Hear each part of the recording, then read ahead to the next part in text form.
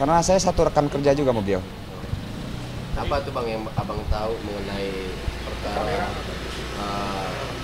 Bang Yogi dengan Ratu Meta? Yang saya tahu ya beliau sangat cinta sama istri dan anak-anaknya.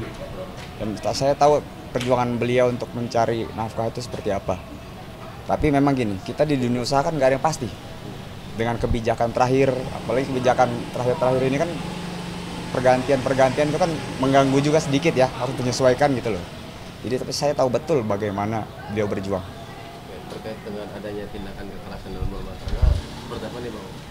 Kalau dari sudut pandang saya sih, yang dari KDRT-nya nanti silakan aja siapa yang sebenarnya KDRT kan dibuktikan lewat yang lebih berwenang lah. Kalau itu bukan hak saya juga untuk menjawab.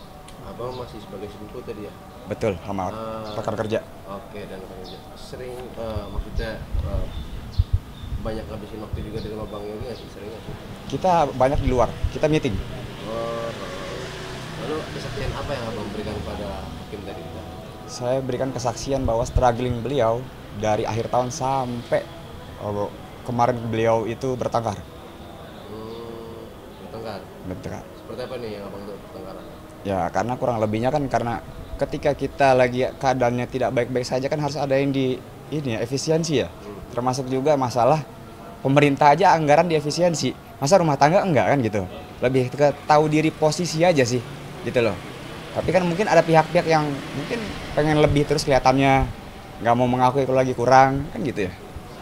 Katanya abang tahu sih mengenai soal utang piutang katanya. Ya hutang piutang yang saya tahu tuh utang piutangnya tuh kres tuh. Berarti milik dari Ratu Meta sendiri? Betul, bukan punya beliau. Berapa sih bang nominalnya bang?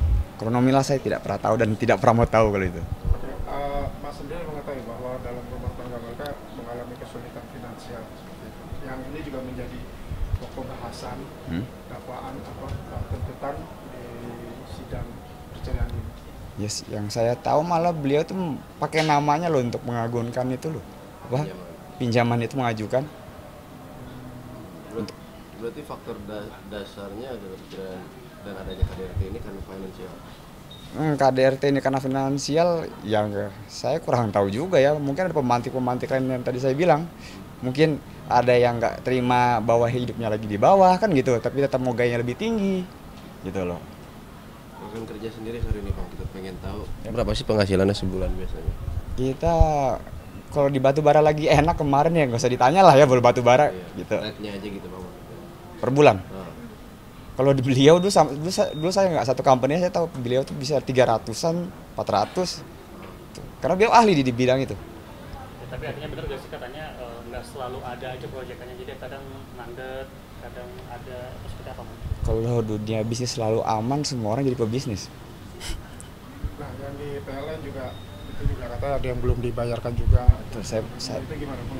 saya tahu ya Pak? Saya tahu karena dunia PLN itu kan PLN banyak nggak bayar batu baranya, apalagi untuk PLTU-nya. Iya, apalagi jatuhnya subkon beliau tuh. Jadi dalam arti memang ada perjuangan sebagai seorang suami untuk menafkahi istrinya, nggak seperti yang diceritakan oleh Ratu Meta. Saya berdua sama beliau meeting sampai jam 2, itu saya tahu betapa kerja kerasnya beliau. Terus kesaksian Anda sekarang ini lebih meringankan ke Mas Yogi, netral atau bagaimana? Saya hanya menceritakan apa yang ada, bukan diada-adakan. Berapa pertanyaan tadi bang? Ini kurang lebih 67 lah. Apa aja sih? Di antaranya apa aja tuh bang? Terakhir sih katanya mau mendamaikan nggak, itu bukan hak saya, tergantung beliau-beliau. Kalau ditanya kesanggupan, ya nanti sanggup ya sanggup, tergantung beliau-beliau. Itu aja kalau saya. Menurut Mas sendiri ada kemungkinan mereka untuk berdamai atau bagaimana? Wah itu bukan hak saya, hati bukan punya saya soalnya, punya mereka. Tapi kalau abang lihat pemberitaan sejauh ini, statement dari Ratu Meta sendiri seperti hoax atau sebenarnya? Saya lebih banyak ke fitnah bukan hoax. Tuh fitnah, itu aja. Terima kasih bang.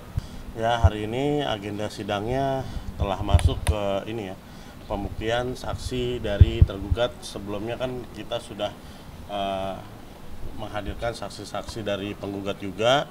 Sekarang tiba dari saksi tergugat, tadi datang 2 ya. Dari 2 saksi ini ada saudara Aulia dan saudara Haikal, di mana dia telah memberikan kesaksian yang menurut saya juga sangat menguntungkan klien kami ya. Di situ mereka mengutarakan kepada hakim benar ada KDRT, benar ada keributan, dan di mana salah satu saksi juga menyebutkan saat ditanya hakim berapa sih penghasilan saudara tergugat ini, dia juga menyebutkan sebulannya itu bisa 120 juta. Ya, menurut saya di situ ya sangat-sangat menguntungkan klien kami ya, karena memang disebutkan dia berpenghasilan begitu besar dan sampai, tapi tidak ada yang masuk beberapa sebesar itu ya kepada klien kami ya.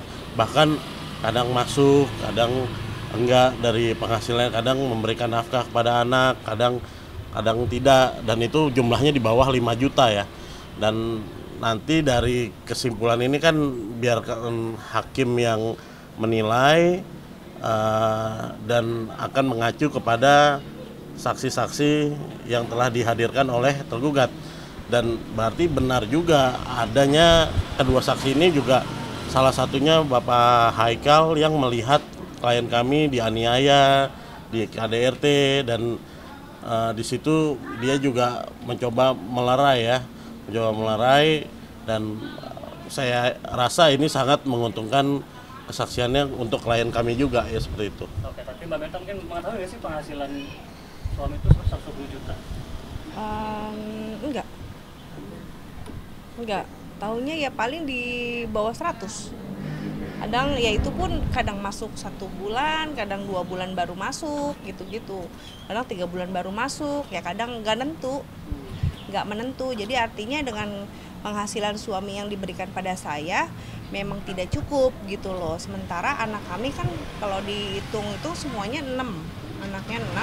Belum lagi kita ada beberapa rumah yang harus kita biayai, seperti bayar listrik rumah ini, listrik rumah sana, atau kan masih ada orang tua juga kan, orang tua beliau. Jadi belum lagi tagihan yang kredit yang lain, kredit ini, kredit itu gitu. Artinya selama berbulan-bulan itu saya harus menanggung semuanya gitu. Kalau suami saya nggak masuk setiap bulan, ya untuk ini biaya-biaya hidup ya jadi saya gitu loh. Terus saya dari mana uangnya? Saya bisa pakai uang dari restoran, terus yang seharusnya bayar ke bank, ataupun saya pinjam ke sana, pinjam ke sini. Jadi setiap bulan dia masuk pun, misalkan bulan kedepannya masuk, saya paling bayar cicilan-cicilan aja kayak gitu. Artinya nggak tahu Mbak Meta 120 juta itu kemana? Nggak tahu, saya nggak tahu. Tapi tadi shock nggak saksi berbicara seperti itu? Iya, sebelumnya sih ada kata yang saya tahu, katanya 120 apa berapa gitu, 100 ke 200 saya nggak ngerti. Tadi ya dengernya gitu sih.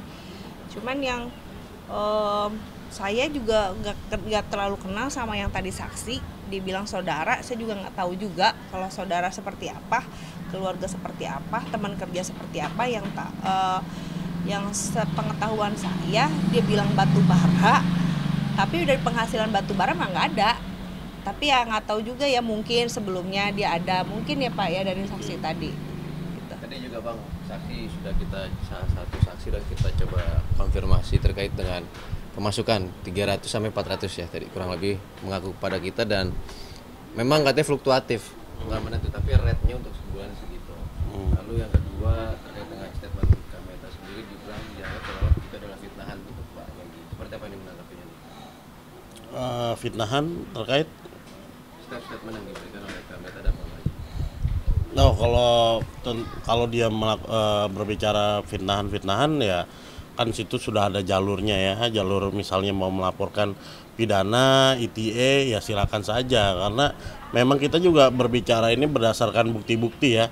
Kita mempunyai bukti chatting, rincian apa yang diberikan kepada klien kami itu tadi sudah kita lampirkan juga ke ke hakim kan, ke majelis, biarlah hakim yang nanti menilai sendiri. Dan tadi juga saksi-saksi juga sudah berbicara sendiri pemasukannya di atas 100 juta, tapi tidak pernah sampai ke klien kami, apalagi sejak pertengkaran tersebut dan laporan tersebut cuman di bawah 5 juta. Sedangkan yang ikut klien kami ada 2 anak ya, 2 anak hasil dari buah cinta dengan ini ya, penggugatan tergugat ya. Cuman di bawah 5 juta ya, Mbak ya. Dan klien kami kan 3 juta 2 juta. 3 juta 2 juta yang dia Dari berikan. Februari Pak. Dari Februari. Berarti 5 juta sekarang. Iya, sedangkan Total. juga kita juga telah memperlihatkan kepada majelis keluar masuk uang apa yang diberikan tidak ya cuman berapa, di bawah 1%-nya kali. Itu sangat-sangat ya ini ya miris sekali ya, apalagi 2 orang anak ini kan juga anak dari tergugat ya, seperti itu. Kalau untuk fitnah ya silakan aja, kalau dia bilang fitnah ya buktikan aja, seperti itu. Tidak ada transparansi dan masuk ke poin penelantaran juga nggak sih terkait dengan sebulanan? Nah itu ntar kita kaji lagi kalau misalnya sudah ada putusan, sudah ada, apalagi kita dengar kalau untuk yang pidana ini akan masuk gelar perkara ya. Kita lihat apakah akan dinaikkan statusnya sebagai tersangka atau tidak. Saya rasa ya minggu-minggu ini ya akan melakukan gelar perkara karena sudah dipanggil saksi, sudah dipanggil ke dokter untuk menjelaskan hasil visum, sudah dipanggil. Ya seharusnya dalam waktu dekat ini bisa gelar perkara ya untuk itu. Dan tadi juga kedua saksi dari tergugat ini ingin mencoba mendamaikan antara penggugat dan tergugat, sehingga nanti tanggal 9 akan mencoba mendamaikan ya. Menurut saya sih itu tadinya harusnya masuk dari kesimpulan ya, langsung masuk kesimpulan dan putusan. Tapi ini dari saksi tergugat seolah masih percaya diri ingin mendamaikan. Cuman kita lihat saja apakah itu hanya sebatas ucapan ataukah hanya untuk mengulur-ngulur masa sidang. Saya juga tidak tahu ya, padahal sudah tahu kalau ingin berdamai secara hukum dipidana atau apa, dia harus bertanggung jawab kepada 2 anaknya, bertanggung jawab kepada penggugat juga sebagai pelapor untuk membiayai anaknya, untuk memberikan tempat tinggal yang layak, bukan hanya ingin mendamaikan. Saya rasa ini hal yang omong kosong ya, karena dari terlapor sendiri tidak ada actionnya gitu untuk anak dan istrinya, seperti itu. Tapi Mbak Meta sendiri pengen nggak sih ada kata damai? Enggak ada.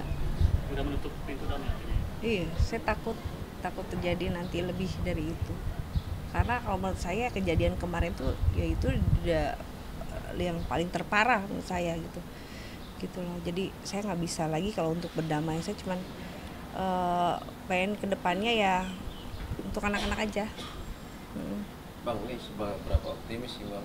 Kan saat ini aja ibaratnya nggak ada transparansi, anak-anak juga bisa dikatakan udah baikan lah, nggak terlalu diperhatikan karena diberinya nggak seberapa dari penghasilan kan. Bagaimana nanti terkait setelah putusan ini terkait dengan tuntutan biaya anak-anak? Apakah akan terpenuhi itu seperti apa ini? Ya kalau misalnya tidak terpenuhi, kita akan kaji apakah itu termasuk penelantaran anak atau apa. Kita kan masih ada langkah-langkah dan upaya-upaya hukum lain ya. Cuman kita untuk melihat dulu, apalagi nantinya juga saya tidak mau mendahului penyidik, tapi sudah akan gelar perkara tersangka. Kita lihat aja apakah akan berubah, karena ini pasalnya bisa ditahan loh, pasal penganiayaan dan KDRT tersebut ya. Kita akan terus mengawal di Polres Jakarta Timur juga seperti itu. Kami tadi juga salah satu saksi menyenggol terkait dengan begitu seorang lelaki yang bertanggung jawab dan selalu berusaha untuk istrinya. Dia menyenggol terkait dengan mengorbankan untuk pengajuan atas nama Pak Yogi terkait dengan peminjaman resto Kak. Jadi gini loh Mas, jadi memang kalau untuk restruktur itu kayak misalkan saya punya restruktur, udah bisa jadi. Cuman kalau misalkan untuk, memang beliau pada saat mau peminjaman dia juga keadaan keuangannya memang tidak ada, tidak masuk-masuk. Jadi ada kesempatan untuk meminjam uang ke BNI tersebut. Dengan jaminan juga saya di situ BRI ada keterlambatan. Sebetulnya kalau keterlambatan mau gimana-gimana aman-aman aja selama itu nanti mau bulan keberapa kek, mau tahun keberapa kek, asal kita pelunasan kan seperti itu ya kan. Saya juga ada beberapa aset. Cuma memang ada kesempatan untuk meminjam duit atas namanya Yogi. Pada saat itu Yogi pun lagi kesulitan uang gitu loh. Jadi itu nggak cuma hanya pendanaan buat ke BRI, ke bank itu gitu loh untuk pinjaman itu. Jadi masih ada beberapa ya. Mungkin kan kita juga bayar utang ini utang itu gitu, jadi Yogi juga kan pusing kali mungkin waktu itu, jadi saya ya udah nggak apa-apa saya pinjamin sertifikat gitu loh. Kalau itu mungkin ada update mengenai kemarin katanya kan bulan barang-barang. Ya saya sih ada rencana begitu kemarin, sebenarnya udah nggak mau ngurusin orang, cuman barang-barang gitu aja kan, pokoknya kita mau ini tapi pas kemarin Pak dia langsung WA si security, mantan security, dibilang katanya suruh dibawa ini barang-barang, apaan bukan barang, kursi, katanya menemuin rumahnya dia gitu. Akhirnya saya bilang ya udah jangankan itu, kan masih banyak perabotan juga di sana. Terus ada katanya Mbak kalau emang nggak mau buat saya aja deh, katanya ya udah ambil. Saya bilang ada mesin cuci, ada jam dinding, ada perabotan ini itu banyak sih. Jadi nggak akan diambil? Diambil juga nanti paling sama security. Oke. Sudah selanjutnya kan? Selanjutnya tanggal 9 September ya. Agendanya yaitu tadi saat ditanya hakim upaya mendamaikan dari saksi tergugat. Saya juga saya nggak optimis juga ya, kayaknya cuma hanya di hadapan hakim mau mencoba mendamaikan. Buktinya juga tadi sehabis sidang juga tidak ada komunikasi dengan klien saya, tidak ada komunikasi dengan saya ya, tapi ya tadi hakim sudah menentukan jadwal, seharusnya sih langsung kesimpulan ya tapi dengan ada dia ingin mencoba mendamaikan, kita lihat aja sampai tanggal 9 baru dia memberikan surat ke majelis hakim berhasil atau tidak. Sebenarnya kan juga sudah ada di mediasi ya di awal ya, seperti itu. Berarti aman-aman ya Bang ya? Ya saya rasa itu aja sih. Kita lihat aja nanti sampai tanggal 9 apakah ada upaya. Kalau tidak ada upaya sama sekali ya saya juga sampaikan ke majelis hakim. Iya baik, untuk hari ini khususnya hari Selasa tanggal 26 Agustus 2025 kita dipertemukan lagi dalam agenda bukti surat dan saksi, 2 saksi. Dari tergugat saksinya? Ya dari tergugat khususnya. Itu hubungannya dengan Mas Yogi apa Bu? Jadi untuk hubungannya saksi ini dari kakak ipar dan rekan bisnisnya. Tadi mungkin memberikan kesaksian soal apa aja? Gimana? Memberikan kesaksian apa aja nih? Oh, untuk kakak iparnya menjelaskan terkait adanya kejadian-kejadian yang dalam dugaan KDRT, luar lingkupnya cuma itu aja sih. Tadi sempat kita wawancara Ratu Meta dan tim, katanya memang malah saksi itu menguatkan dari Ratu Meta katanya, karena bilang ada saksi itu mengkonfirmasi memang ada penganiayaan. Benar nggak sih? Dia hanya tahu untuk bahwasannya memang ada dugaan KDRT itu, karena kan saksi dari kakak iparnya melihat memang ada darah. Nah itu artinya menguatkan dari Ratu Meta dong Bang? Kalau menurut mereka itu menguatkan, ya kita hargai juga lah pendapat mereka. Tadi mungkin mengenai tadi kata Ratu Meta, saksi itu baru bilang bahwa pendapatan Yogi itu 120 juta dan Ratu Meta baru tahu.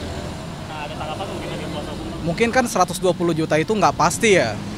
Itu nggak tiap bulan gitu. Namanya bisnis kan kita nggak tahu kapan pasang kapan surut gitu. 120 juta per bulan itu nggak mutlak. Oke, nah intinya itu. juga, tadi udah sempat dibahas tentang nafkah, katanya sampai sekarang belum ada nafkah dari kepada Ratu Meta, mungkin gimana Mas Yogi seperti apa kondisinya? Mungkin kalau bulan ini mungkin belum ya. Coba nanti kita akan sampaikan. Mungkin agenda selanjutnya apa tuh?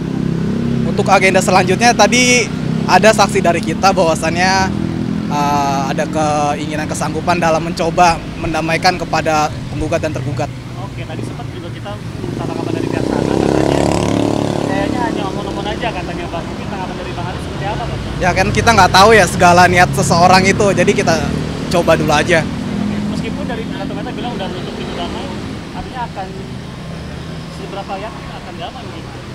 Kalau untuk seberapa yakinnya saya juga nggak tahu ya, cuma kita lihat aja di tanggal 9 nanti. Oh, oke, 9 ya Bang ya. 9 bulan September.